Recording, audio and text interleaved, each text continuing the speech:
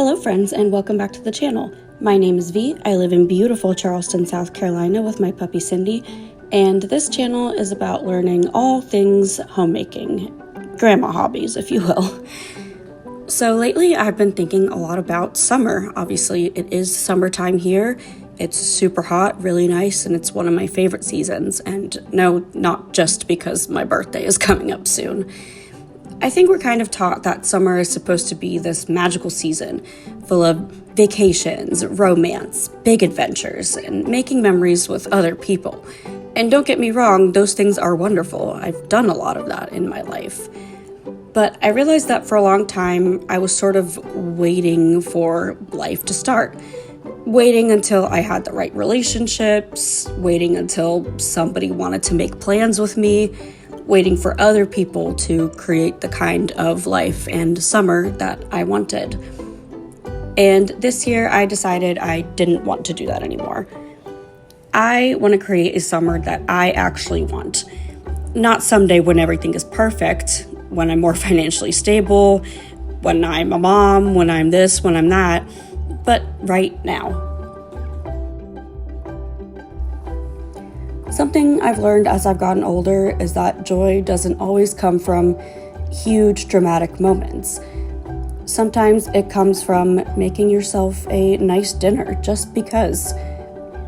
Taking your dog for a walk, buying flowers for yourself, trying a new hobby even though you're terrible at it, making crafts with your friends.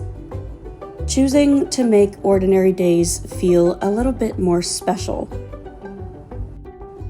As many of you know, I am in my late 20s, and every time you go on social media around this age, someone's either popping out their third baby, or getting engaged, or going on their honeymoon, or buying a house, running a marathon, traveling the world.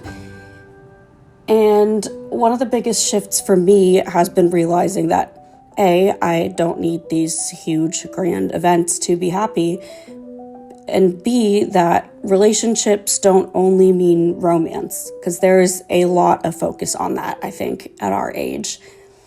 I think we spend so much time talking about finding the one that we forget how absolutely life-giving our friendships can be.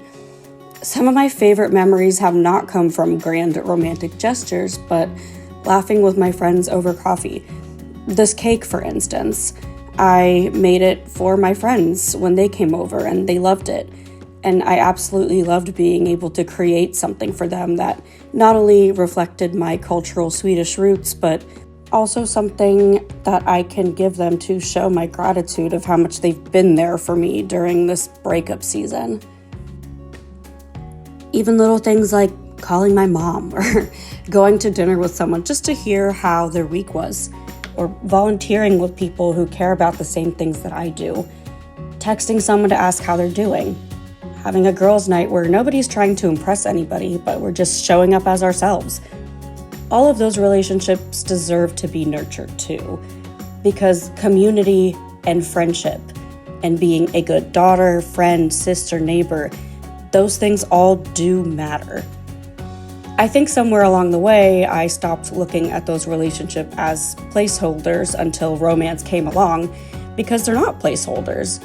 They're part of a beautiful life all on their own. So, to reflect a little bit, I don't know what the future holds. Maybe one day I'll have the husband and the kids and the life that I've dreamed about. Maybe I'll have summers that look completely different from this one. Maybe I'll have summers that continue to nurture both myself and my platonic friendships. But either way, I don't want to spend today waiting for tomorrow. I don't want to miss this chapter just because I'm so focused on the next one. This chapter has beauty too, and I think that's what I'm learning this summer.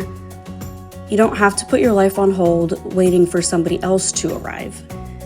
You can build traditions, create memories, nurture friendships, learn new things, create joy. And maybe life doesn't have to be extraordinary all the time. Life is just a collection of small moments shared with people you love and learning to appreciate the season that you're in. Thank you for joining. See you next time. Bye, friends.